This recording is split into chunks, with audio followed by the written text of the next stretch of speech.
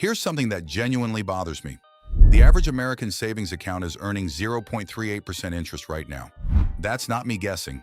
That's straight from FDIC data as of this month. Meanwhile, there are accounts sitting right there, available to anyone, earning 3.50% APY or higher. On $20,000 in savings, we're talking roughly $76 a year at 0.38% versus over $700 a year at 3.50%. Same money, same effort, almost 10 times more interest. So today, we're breaking down the Barclays High Yield Savings Account and whether it belongs in your financial setup in 2026. Let's get into it. Who is Barclays? Before we get into the numbers, quick background. Is this even a legit bank? Yes. Barclays is one of the oldest financial institutions on the planet, over 330 years of banking history. They started back in 1690 in London and today operate across more than 40 countries. Now, in the US, Barclays operates as an online-only bank. It's purely digital. And I know for some people that feels weird, but stay with me, because that's actually part of why they can offer rates this high. When a bank doesn't have thousands of branches to maintain, hundreds of ATMs to service, and all that overhead, they pass those savings on to customers in the form of better rates. That's the whole online banking value proposition, and Barclays executes it really well. They're also FDIC insured, which means your deposits are protected up to $250,000 per depositor per ownership category. All right, let's talk about what Barclays actually offers. They have two savings accounts right now. Option 1, the Barclays Online Savings Account. This earns 3.30% APY. Straightforward, flat rate, no tiers. Option 2, the Barclays Tiered Savings Account. It earns up to 3.50% APY. And if you somehow have over $250,000 sitting in there, it bumps all the way up to 3.65% APY. Now let me put 3.50% in context because on paper it might not sound life-changing. But the national average for savings accounts right now is 0.38%. That means Barclays is paying roughly 9 times the national average. If you've got $10,000 sitting in a regular savings account right now, you're earning around $38 a year. Put that same $10,000 in Barclays tiered savings, and you're looking at $350 a year. If you got $50,000, we're talking the difference between $190 a year at the national average versus $1,750 a year at Barclays. And here's the key thing: no minimum deposit to open and no monthly fees. What Barclays does really well. Let me walk you through the things Barclays genuinely does well. Number 1, no withdrawal limits. A lot of savings accounts still cap you at 6 withdrawals per month, left over from old federal regulations. Barclays doesn't do that.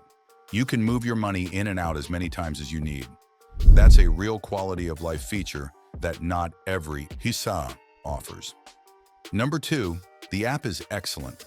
Barclays has a 4.8 out of 5-star rating on the App Store and a 4.7 on Google Play. Those are strong scores. The app is clean, straightforward, and does what it needs to do. Number 3, external transfers are fast. Typically 2 to 3 business days from an outside bank.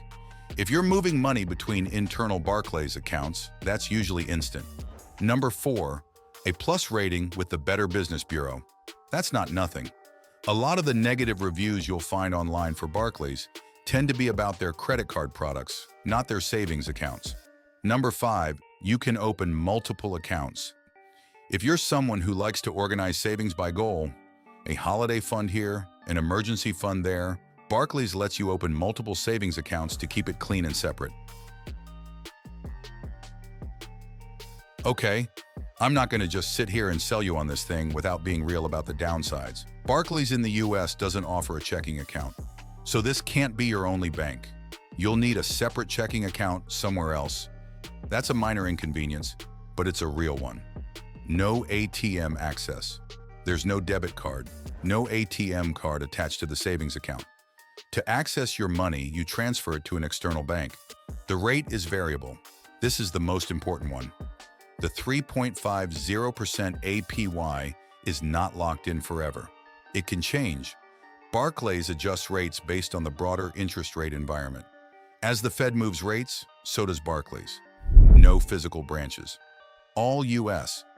If you're someone who likes to walk into a branch and talk to a person, that's just not going to happen here.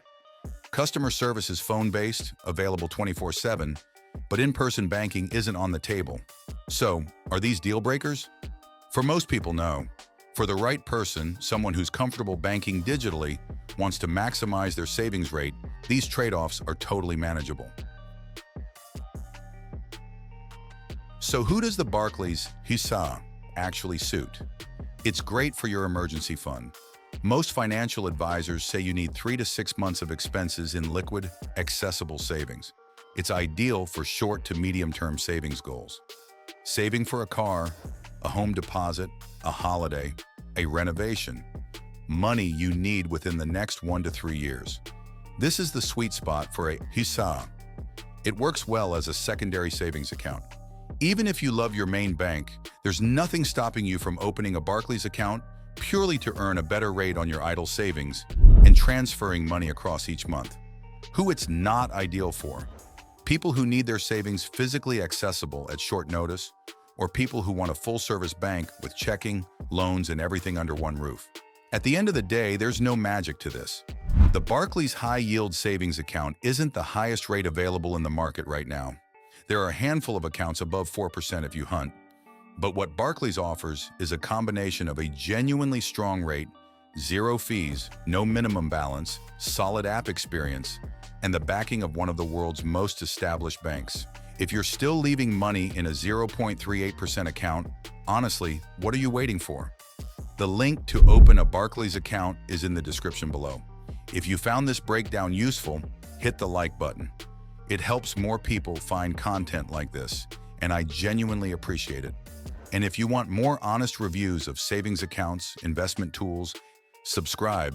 We drop new videos every week. Drop a comment below if you got questions. I read every single one. See you in the next one.